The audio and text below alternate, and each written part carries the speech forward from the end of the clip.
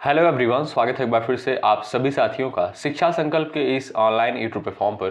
कैसे हैं आप सभी दोस्त? आशा करते हैं कि आप लोग बहुत ही अच्छे होंगे, स्वस्थ होंगे। आप सभी साथियों को पता है डेली सुबह 11:30 बजे सामान्य ज्ञान की स्पेशल क्लास होती है जो कि बीएड एंट्रेंस एग्जाम 2026 के लिए महत्वपूर्ण है। आप किसी भी स्टेट से हैं, उस स्टेट की बीएड या प्रवेश परीक्षा की तैयारी कर रहे हैं, डेली सुबह 11:30 बजे इस क्लास को करना बिल्कुल मत भूलिएगा। हमने आपसे कहा था यदि आप लोग इन सारी क्लासेस को अटेंड कर रहे हैं आपको जीके जीएस सेगमेंट में कोई समस्या नहीं होगी। साथियों, पिछले साल का पेपर आप लोग उठाकर देखेंगे तो पाएंगे इसी पैटर्न पर सवाल पेपर में पूछे गए हैं। तो चलिए शुरुआत करते हैं। 50 प्रश्न यहाँ पर लिए गए हैं और हर एक क्वेश्चन का आंसर आप लोग कमेंट बॉक्स में देते हुए चलिएगा। पहला सवाल देखिए, भारत में पाई जाने वाली विभिन्न प्रकार की मिट्टियों में से वह कौन सी मिट्टी है जो सर्वाधिक उपजाऊ मानी जाती है तथा जिसमें कृषि उत्पादन सबसे अधिक होता है? काली मिट्टी है, लाल मिट्टी है, जलोढ़ मिट्टी है, इनमें से कोई नहीं। क्वेश्चन नंबर फर्स्ट का राइट आंसर आप लोग यहां पर कर सकते हो। चलिएगा, इंपॉर्टेंट सवाल है, आपका राइट आंसर क्या हो जाएगा बताएं। जो भी साथी जा रहे हैं ऑप्शन नंबर सी जलोढ़ मिट्टी पर, वो बिल्कुल राइट हो जाएंगे। साथियों, भारत में पाई जाने वाली जो सर्वाधिक उपजाऊ मिट्टी है वो है आपकी जलोढ़ मिट्टी। ठीक है, इसमें आप लोग ध्यान रखिएगा, इसमें पोटास और फास्फोरिक अम्ल की मात्रा जो है सर्वाधिक पाई जाती है। और ये जलोढ़ मिट्टी जो साथियों होती है ये चावल की खेती के लिए, गेहूं की खेती के लिए, गन्ना की खेती के लिए और दालों की खेती के लिए जो है बेहतर मानी जाती है। ठीक है, तो यहां पर जो लोग जा रहे हैं ऑप्शन नंबर सी पर, वो बिल्कुल यहां पर करेक्ट हो जाएंगे।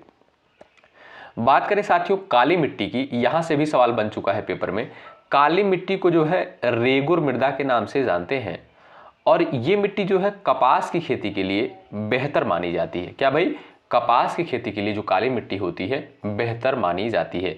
और जलोढ़ मिट्टी हमने अभी आपको बताया चावल, गेहूं, गन्ना और दालों की खेती के लिए बेहतर मानी जाती है, याद रखिएगा आप लोग। ठीक है, ये सारे पॉइंट्स जो है इंपॉर्टेंट है। तो भारत में पाई जाने वाली सर्वाधिक उपजाऊ मिट्टी कौन सी है? जलोढ़ मिट्टी है, नोट कर लीजिएगा, महत्वपूर्ण है। अगला सवाल देखें, क्वेश्चन नंबर दूसरा है, भारतीय संविधान सभा द्वारा जो है भारत में राष्ट्रगान जन गण मन को औपचारिक रूप से किस तिथि को स्वीकार किया गया था? क्वेश्चन नंबर सेकंड का आप लोग यहां पर आंसर बताइए। महत्वपूर्ण सवाल है, सभी साथियों का आंसर आना चाहिए। बताइए, भारतीय संविधान सभा द्वारा भारत के राष्ट्रगान जन गण मन को जो है औपचारिक रूप से किस तिथि को स्वीकार किया गया था? तो जो लोग यहां पर जा रहे हैं 24 जनवरी 1950 पर, वो बिल्कुल राइट हो जाएंगे। ऑप्शन नंबर सी बिल्कुल करेक्ट आंसर हो जाएगा। साथियों, भारतीय संविधान सभा के द्वारा जो है 24 जनवरी 1950 को भारतीय राष्ट्रगान जन गण मन को जो है औपचारिक रूप से स्वीकार किया गया था। ऑप्शन नंबर सी जो है बिल्कुल आपका करेक्ट आंसर हो जाएगा। और आप जानते होंगे साथियों, ये जो राष्ट्रगान है जन गण मन, इसके रचयिता कौन है? रविन्द्रनाथ टैगोर जी हैं। कौन भाई? रविन्द्रनाथ टैगोर जी हैं, याद रखिएगा इन सारे पॉइंट्स को। आइए अगला सवाल देखते हैं। क्वेश्चन नंबर तीसरा, भारतीय संविधान में वर्णित संवैधानिक उपचारों का अधिकार किस श्रेणी के अधिकारों के अंतर्गत सम्मिलित किया गया है? क्वेश्चन नंबर थर्ड का आप लोग यहां पर आंसर दीजिएगा। चलिएगा, आपका सही आंसर क्या हो जाएगा बताएं। सभी लोग यहां पर आंसर देने का प्रयास करें और मोस्ट इंपॉर्टेंट सवाल है साथियों, ये जितने सवाल यहां पर लिए गए हैं सारे सवाल सिलेक्टेड हैं। आप लोग पिछले साल का पेपर जरूर देखिएगा, तब आपको चीजें कंफर्म हो जाएगी। जो चीजें यहां पर आपको दी जा रही हैं बिल्कुल इंपॉर्टेंट चीजें हैं। ठीक है, अगर आप लोग कवर कर रहे हैं सारी चीजों को अच्छे तरीके से तो विश्वास मानिएगा आपको जो है बहुत कंफर्टेबल आप लोग महसूस करेंगे जीके जीएस सेगमेंट में। बताइए, क्वेश्चन नंबर 3 का आंसर करिए। भारतीय संविधान में वर्णित संवैधानिक उपचारों का अधिकार किस श्रेणी के अधिकारों के अंतर्गत सम्मिलित किया गया है? तो बात करें साथियों अगर हम संवैधानिक उपचारों का अधिकार, तो ये जो है आप देखेंगे अनुच्छेद 32 के अंतर्गत आता है। ठीक है, और साथियों अनुच्छेद 32 को ही जो है डॉक्टर BR अम्बेडकर के द्वारा संविधान का हृदय अथवा आत्मा कहा गया है। अगर आपसे सवाल पूछा जाए कि संवैधानिक उपचारों का अधिकार, इसे जो है डॉक्टर BR अम्बेडकर के द्वारा क्या कहा गया है, तो ध्यान रखिएगा आप लोग, हृदय अथवा आत्मा कहा गया है, याद रखिएगा। और इसका उल्लेख जो है साथियों अनुच्छेद 32 के अंतर्गत किया गया है और ये जो है आपका मौलिक अधिकार के अंतर्गत आता है। ऑप्शन नंबर सेकंड बिल्कुल करेक्ट आंसर हो जाएगा। ठीक है, जो भी साथी सेकंड ऑप्शन पर गए हैं वो बिल्कुल भाई राइट हो जाएंगे। क्वेश्चन नंबर चौथा देखिए, मौर्य सम्राट चंद्रगुप्त मौर्य के दरबार में ग्रीस से आए प्रसिद्ध राजदूत का क्या नाम था? क्वेश्चन नंबर 4 का आंसर दीजिए। प्लेटो, मेगस्थनीज, अरस्तु, सिकंदर। क्वेश्चन नंबर 4 का आप लोग यहां पर आंसर दीजिएगा। यहां पर आपका करेक्ट आंसर क्या हो जाएगा? तो जो लोग जा रहे हैं ऑप्शन नंबर बी पर, मेगास्थनीज पर, वो बिल्कुल राइट हो जाएंगे। साथियों, मेगास्थनीज जो है यूनानी राजदूत था। क्या भाई? ये यूनानी राजदूत था और किसके दरबार में आया था? चंद्रगुप्त मौर्य के जो है दरबार में आया था, याद रखिएगा। ऑप्शन नंबर 2 जो है आपका बिल्कुल यहां पर राइट आंसर हो जाएगा। सवाल नंबर 5वां देखिए। गुप्त वंश के किस शासक ने जो है विक्रमादित्य की उपाधि धारण की थी? मोस्ट इंपॉर्टेंट सवाल है, बताइए। चंद्रगुप्त द्वितीय, समुद्रगुप्त, कुमारगुप्त, चंद्रगुप्त प्रथम। क्वेश्चन नंबर 5 का राइट आंसर बताएं आप लोग। गुप्त वंश के किस शासक ने जो है विक्रमादित्य की उपाधि धारण की थी? तो ध्यान रखें, चंद्रगुप्त सेकंड के द्वारा यहां पर आपका राइट आंसर हो जाएगा। चंद्रगुप्त द्वितीय के द्वारा साथियों विक्रमादित्य की उपाधि धारण करी गई थी। ए ऑप्शन आपका यहां पर बिल्कुल करेक्ट आंसर हो जाएगा। सवाल नंबर 6 देखिएगा। निम्नलिखित में से कौन सा तत्व जो है स्वाभाविक रूप से रेडियोधर्मी है? Cobalt, uranium, argon, chromium. Question number 6 का आंसर छाप दीजिएगा आप लोग फटाफट। यहां पर सभी साथियों का आंसर आना चाहिए, बताइए। निम्नलिखित में से कौन सा तत्व जो है स्वाभाविक रूप से रेडियो एक्टिव है या रेडियोधर्मी है? जो लोग जा रहे हैं ऑप्शन नंबर बी, यूरेनियम पर, वो बिल्कुल राइट हो जाएंगे। ऑप्शन नंबर बी आपका यहां पर बिल्कुल करेक्ट आंसर हो जाएगा। सवाल नंबर आप देखिएगा 7वां है, इंपॉर्टेंट सवाल है, आंसर दीजिएगा। स्वतंत्र नामक समाचार पत्र के संस्थापक निम्नलिखित में से कौन थे? बताइए। Motilal Nehru, Jawaharlal Nehru, Annie Besant, Aurobindo Ghosh. Question number 7 का राइट आंसर क्या हो जाएगा? यहां पर सभी दोस्त आंसर देने का प्रयास करिएगा। चलिए भाई, सभी दोस्त यहां पर आंसर देने का प्रयास करें। जो लोग जा रहे हैं option number A, Motilal Nehru पर, वो बिल्कुल यहां पर राइट हो जाएंगे। आपका ए ऑप्शन साथियों बिल्कुल करेक्ट आंसर हो जाएगा, ठीक है। स्वतंत्र समाचार पत्र साथियों किसका था? ये मोतीलाल नेहरू जी का था। ए ऑप्शन बिल्कुल आपका यहां पर करेक्ट आंसर है। क्वेश्चन नंबर 8वां देखिएगा। विद्युत ऊर्जा के वोल्टेज को बढ़ाने या घटाने वाला यंत्र ट्रांसफार्मर के सिद्धांत की खोज जो है किस वैज्ञानिक के द्वारा करी गई थी? बताएं। सभी लोग उत्तर दीजिएगा। विद्युत ऊर्जा के वोल्टेज को बढ़ाने या घटाने वाला यंत्र जो होता है ट्रांसफार्मर के सिद्धांत की खोज जो है किस वैज्ञानिक के द्वारा करी गई थी? तो याद रखें, माइकल फैराडे के द्वारा। ऑप्शन नंबर बी आपका यहां पर बिल्कुल करेक्ट आंसर हो जाएगा। जो लोग बी ऑप्शन पर जा रहे हैं वो साथी बिल्कुल यहां पर राइट हो जाएंगे। अगला सवाल देखिए, क्वेश्चन नंबर 9वां देखिएगा। प्रागैतिहासिक काल से संबंधित प्रसिद्ध शैलाश्रय यानी गुफा आवास स्थल भीमबेटका भारत के किस राज्य में स्थित है? बताइए। यानी सीधा सवाल आपसे पूछेगा कि भीमबेटका जो है भारत के किस राज्य में स्थित है? कर्नाटक, महाराष्ट्र, मध्य प्रदेश, उत्तर प्रदेश। क्वेश्चन नंबर 9 का आंसर बताइए। चलिएगा, सभी साथियों का उत्तर आना चाहिए, इंपॉर्टेंट सवाल है। तो जो लोग यहां पर जा रहे हैं ऑप्शन नंबर सी पर, मध्य प्रदेश पर, वो बिल्कुल राइट हो जाएंगे। साथियों, भीमबेटका कहां पर स्थित है? ये आपका एमपी में स्थित है, मध्य प्रदेश में है, याद रखें, इंपॉर्टेंट सवाल है। अगला सवाल क्वेश्चन नंबर 10 स्क्रीन पर लग चुका है। मानव पाचन तंत्र के किस अंग में जो है हाइड्रोक्लोरिक अम्ल यानी HCl पाया जाता है जो भोजन के पाचन में सहायक होता है? आमाशय, छोटी आंत, अपेंडिक्स, कोलन। क्वेश्चन नंबर 10 का आंसर बताएं। और एक बार भाई सभी लोग सेशन को लाइक कर दीजिएगा, शेयर कर दीजिएगा। इससे क्या होगा कि सभी साथी जो है क्लास में जुड़ जाएंगे, ठीक है। तो एक बार सभी लोग सेशन को लाइक कर दें, शेयर कर दें। आप जानते हैं बहुत मेहनत के साथ इस कंटेंट को तैयार किया जाता है आपके लिए। चलिए, क्वेश्चन नंबर 10 का राइट आंसर बताएं। जो लोग जा रहे हैं आमाशय पर, वो बिल्कुल राइट हो जाएंगे। ए ऑप्शन आपका यहां पर साथियों बिल्कुल करेक्ट आंसर हो जाएगा, ठीक है। सवाल पूछा गया था, मानव पाचन तंत्र के किस अंग में हाइड्रोक्लोरिक अम्ल यानी HCl पाया जाता है जो भोजन के पाचन में सहायक होता है? तो साथियों, आमाशय में जो है HCl पाया जाता है यानी हाइड्रोक्लोरिक एसिड पाया जाता है जो भोजन के पाचन में सहायक होता है, ठीक है। अगला सवाल ये रहा।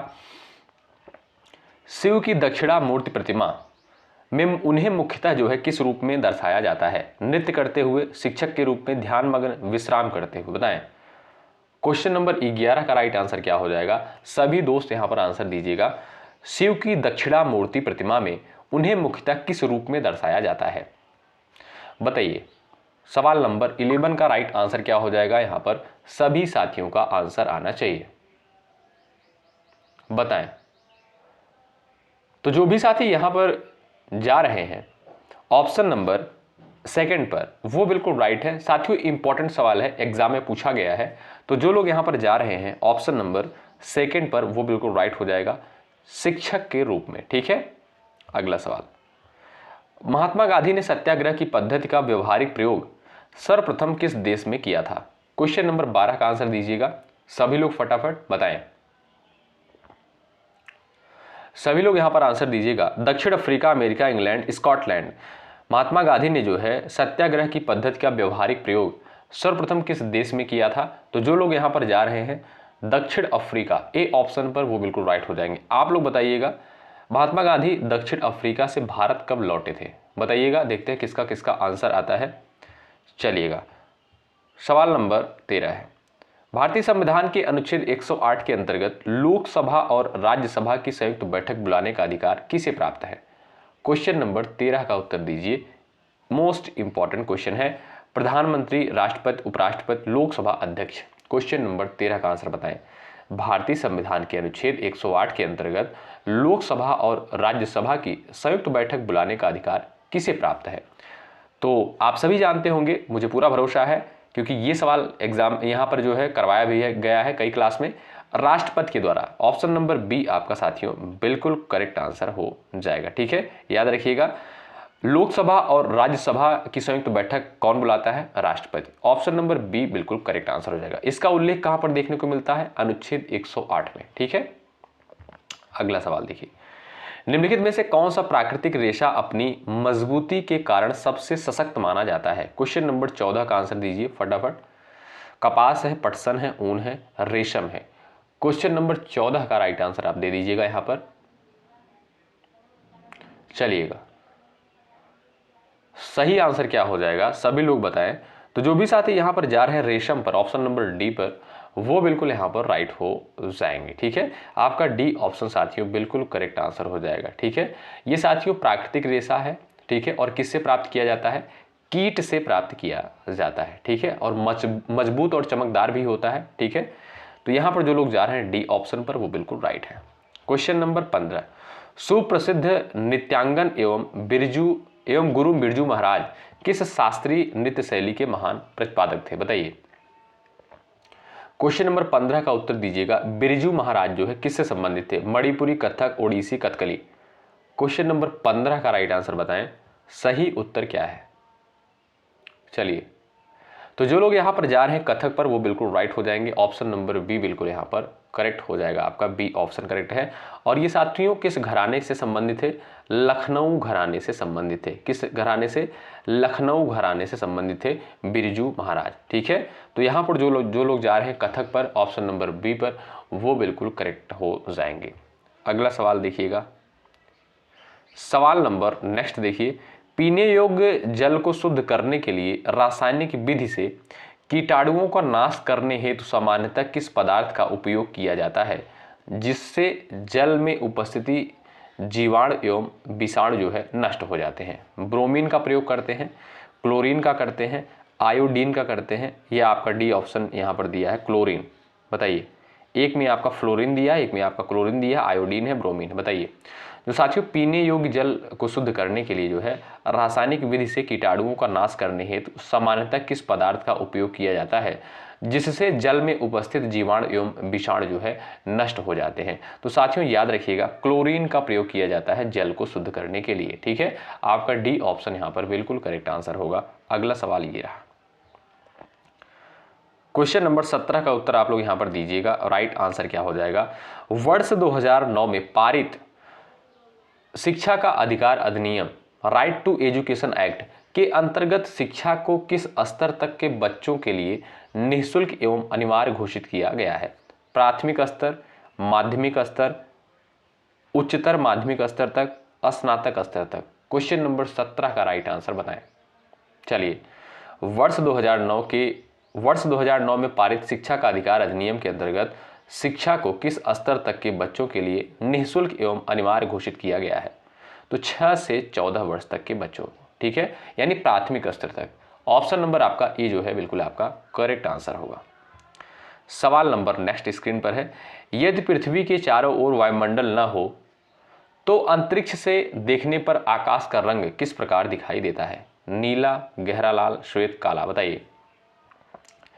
यदि साथियों पृथ्वी के चारों ओर जो है वायुमंडल की उपस्थिति ना हो तो अंतरिक्ष से देखने पर आकाश का रंग जो है किस प्रकार दिखाई देगा? तो जो लोग जा रहे हैं यहाँ पर ऑप्शन नंबर डी काला पर, वो बिल्कुल यहाँ पर राइट हो जाएंगे। डी ऑप्शन बिल्कुल आपका करेक्ट आंसर होगा। अगला सवाल ये रहा, भारतीय राष्ट्रीय कांग्रेस की प्रथम महिला अध्यक्ष बनने का गौरव किस महान महिला को प्राप्त है? बताइए। क्वेश्चन नंबर 19 का राइट आंसर आप लोग बता सकते हो। भारतीय राष्ट्रीय कांग्रेस की प्रथम महिला अध्यक्ष बनने का गौरव किस महिला को प्राप्त है? सरोजिनी नायडू, विजय लक्ष्मी पंडित, एनी बेसेंट, कादम्बिनी गांगुली। सही आंसर क्या है यहां पर आप लोग बताएं।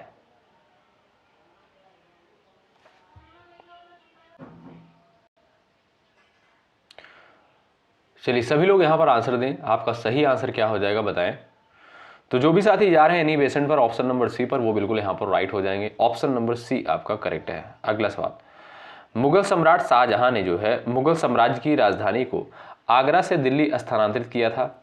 यह परिवर्तन किस काल में किया गया था? अकबर के, औरंगजेब के, जहांगीर के, शाहजहां के, बताइए। चलिए, मुगल सम्राट शाहजहां ने जो है मुगल साम्राज्य की राजधानी को आगरा से दिल्ली स्थानांतरित किया था। यह परिवर्तन किस काल में किया गया था? तो शाहजहां के काल में। ऑप्शन नंबर डी जो दिया है यह आपका बिल्कुल सही उत्तर होगा। क्वेश्चन नंबर यहां पर देखिएगा 21, भारत के राष्ट्रीय गीत वंदे मातरम के रचयिता निम्नलिखित में से कौन थे? 21 का आंसर बताइए। सभी को पता होगा, बिल्कुल सिंपल सा क्वेश्चन है। क्वेश्चन नंबर 21 का आंसर आप लोग यहां पर दे सकते हो।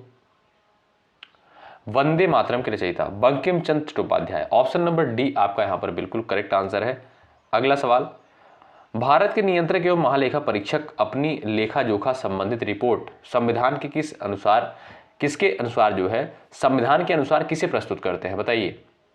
यानी जो साथियों भारत के नियंत्रक एवं महालेखा परीक्षक होते हैं, ये जो लेखा जोखा होता है ये किसे प्रस्तुत करते हैं? वित्त मंत्री को, प्रधानमंत्री को, राष्ट्रपति को, सर्वोच्च न्यायालय के न्यायाधीश को। क्वेश्चन नंबर 22 दिया है 22। जो लोग जा रहे हैं राष्ट्रपति पर, ऑप्शन नंबर सी पर, वो बिल्कुल यहाँ पर राइट हो जाएंगे। ठीक है, यहाँ पर आपका सी ऑप्शन बिल्कुल करेक्ट आंसर हो जाएगा। कैग का उल्लेख आप जानते होंगे साथियों अनुच्छेद 148 के अंतर्गत किया गया है। ठीक है, अगला सवाल, ललित कला अकादमी मुख्य रूप से जो है किस क्षेत्र के संवर्धन और विकास के लिए स्थापित की गई है? 23 का आंसर बताइए। चलिए, सही आंसर क्या हो जाएगा बताएं आप लोग, आपका सही उत्तर क्या है बताएं। ललित कला अकादमी मुख्य रूप से किस क्षेत्र के संवर्धन और विकास के लिए स्थापित की गई है? नृत्य एवं नाटक, साहित्य, संगीत, ललित कला के लिए। आपका सही आंसर क्या है सभी दोस्त यहां पर बताइएगा।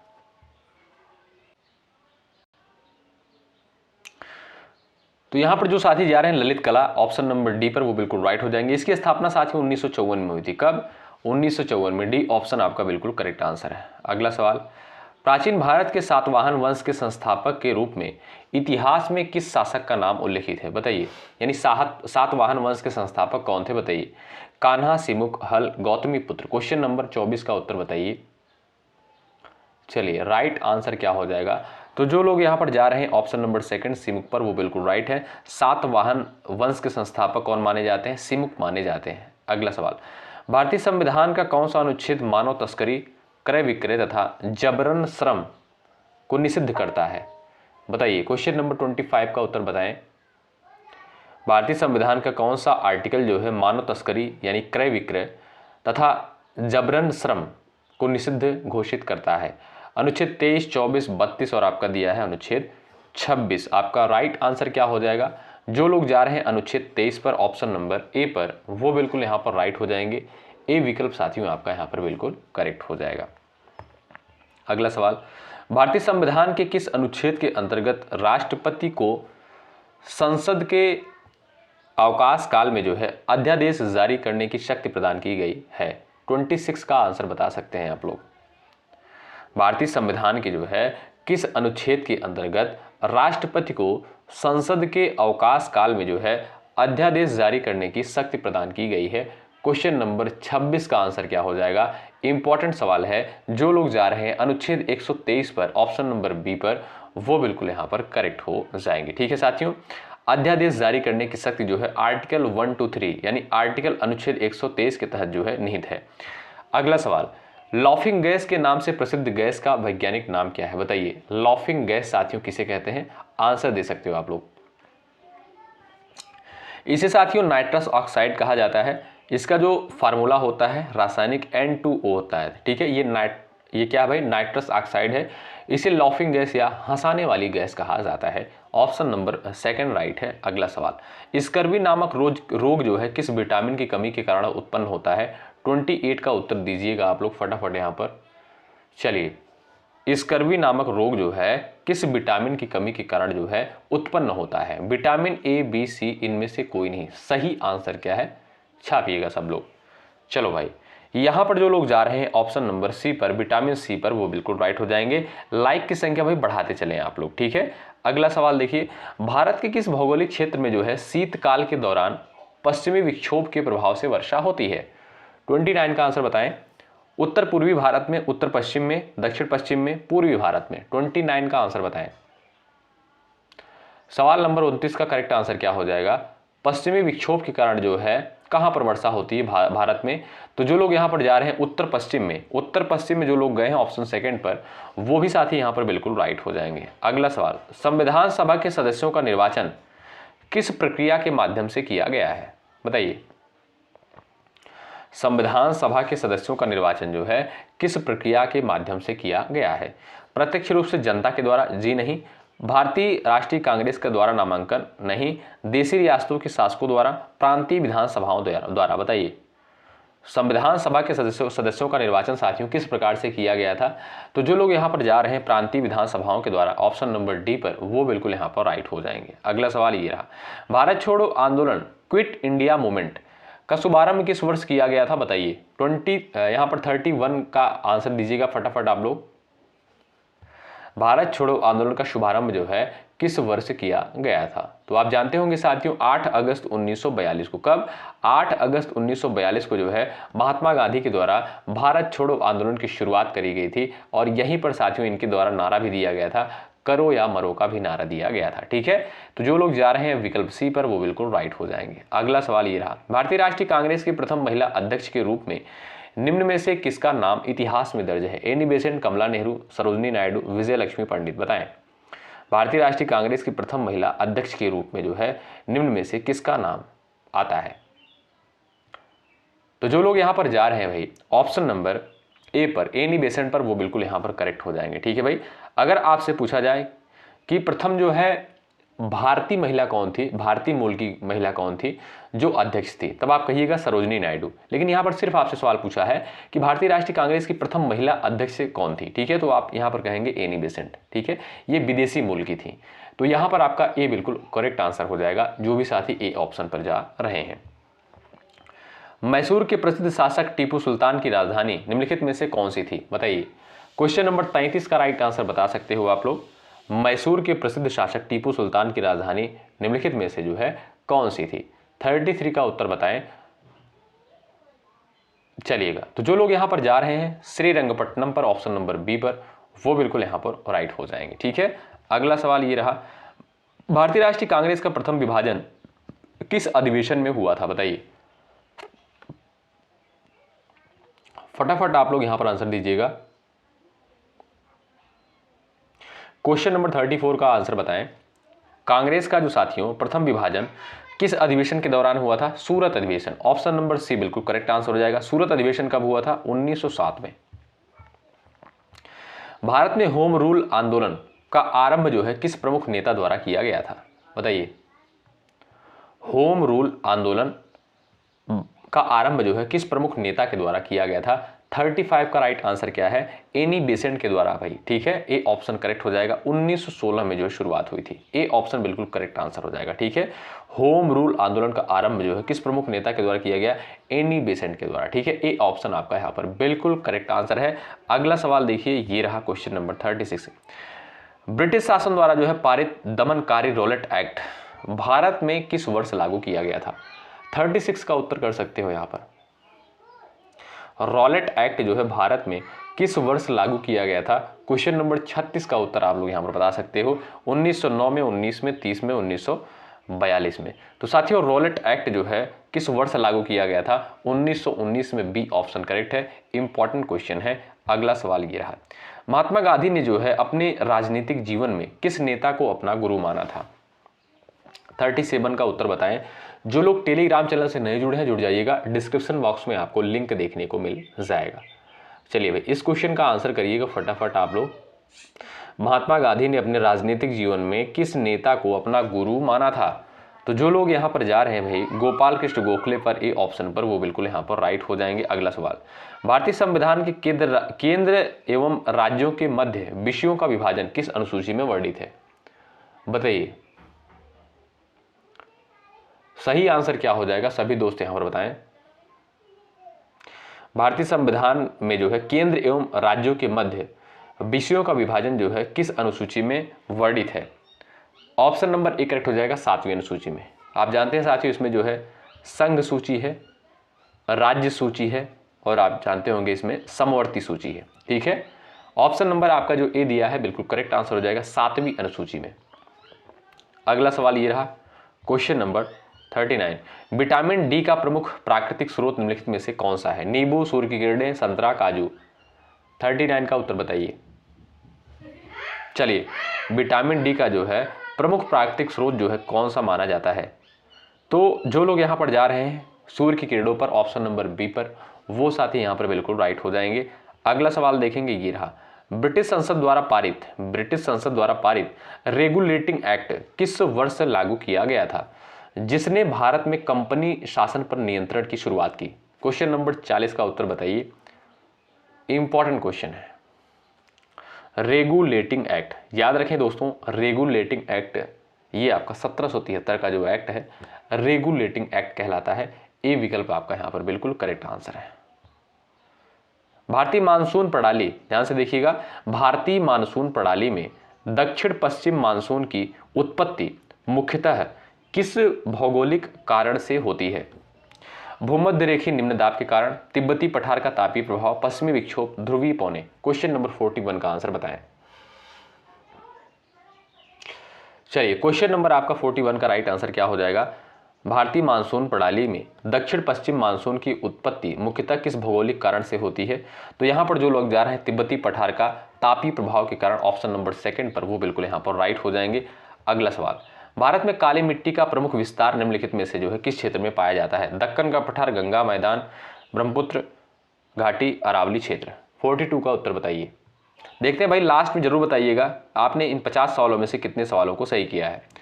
काली मिट्टी का जो प्रमुख विस्तार है साथियों ये आपका दक्कन का पठार क्षेत्र है। ऑप्शन नंबर जो ए दिया है बिल्कुल आपका करेक्ट आंसर होगा।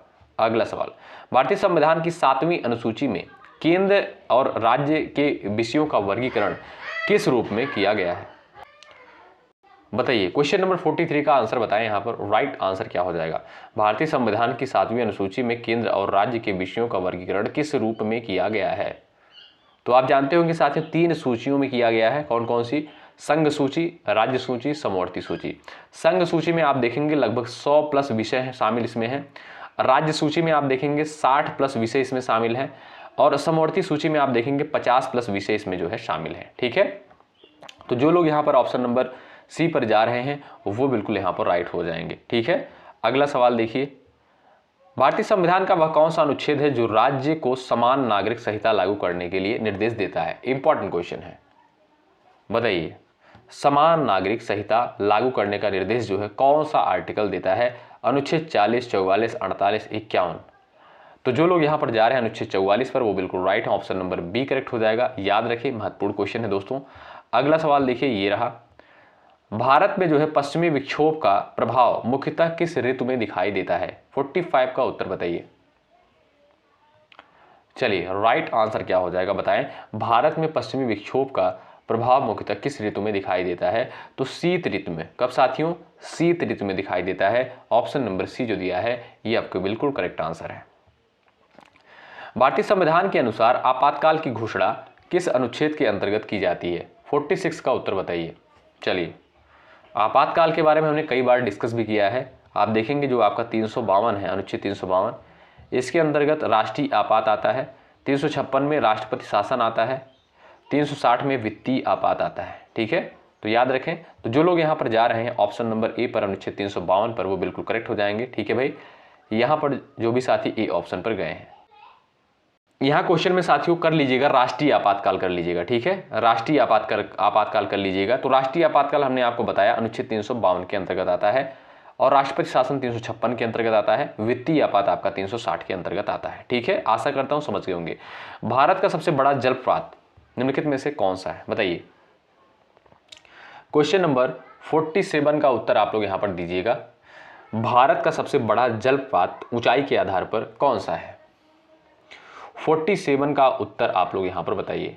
तो यहां पर आप लोग ऑप्शंस अगर देखेंगे तो वो है साथियों आपका कुंचिकल जलप्रपात, लेकिन ऑप्शन में नहीं दिया गया है। कुंचिकल जो आपका जलप्रपात है साथियों, कौन सा? कुंचिकल जलप्रपात है। ये भारत का सबसे बड़ा जलप्रपात है ऊंचाई के आधार पर। ठीक है, अगला सवाल, भारतीय संविधान का कौन सा भाग जो है मौलिक कर्तव्यों से संबंधित है, बताइए। मौलिक कर्तव्य से संबंधित भाग इसमें से आपका कौन सा है? 48 का आप लोग यहां पर आंसर कर सकते हो। चलिए, तो मौलिक कर्तव्य की बात करें साथियों, मौलिक कर्तव्य की अवधारणा जो है रूस के संविधान से ली गई है। इसका उल्लेख जो है भाग 4A में देखने को मिलता है। अनुच्छेद की अगर बात करें, अनुच्छेद 51A। अगर अनुच्छेद पूछेगा तब आप कहिएगा 51A में, भाग पूछेगा तब आप कहिएगा भाग 4A में। ठीक है, और मौलिक कर्तव्य कितने हैं वर्तमान समय में? 11 मौलिक कर्तव्य हैं। ठीक है, अगला सवाल, पृथ्वी की आंतरिक संरचना में मेटल की मोटाई लगभग कितनी होती है? 49 का आंसर दीजिएगा। चलिए, सही आंसर क्या है सभी दोस्त आंसर दीजिएगा। पृथ्वी की आंतरिक संरचना में जो है मेटल की मोटाई जो है लगभग कितनी होती है? लगभग 2900 किलोमीटर। ऑप्शन नंबर सेकंड आपका बिल्कुल यहां पर करेक्ट आंसर है। क्वेश्चन नंबर ये है लास्ट, भारतीय संविधान के किस अनुच्छेद के अंतर्गत सर्वोच्च न्यायालय को मूल अधिकार क्षेत्र प्रदान किया गया है, बताइए। इसका आंसर जो है आप लोग करिएगा क्वेश्चन नंबर 50 का। ठीक है, सभी लोग इसका आंसर देने का प्रयास करिएगा। ठीक है, तो साथियों ये जो क्लास टाइमिंग होता है 11:30 बजे होता है, क्योंकि बहुत सारे साथी पूछ रहे थे। दोपहर को 3 बजे, रात को 8:30 बजे। ठीक है, इन सारी क्लासेस को आप लोग जरूर अटेंड करें। यदि आप चैनल पर नए हैं, जुड़ सकते हैं, निश्चित रूप से आपको यहाँ से हेल्प मिलेगी। जब तक आपकी परीक्षा नहीं हो जाएगी तब तक हम आपके साथ एक बेहतर कंटेंट के साथ बने रहेंगे। ठीक है, तो मेहनत के साथ आप लोग तैयारी में लगे रहें। मिलते हैं आपसे अगली क्लास में। शुक्रिया, जय हिंद, जय भारत।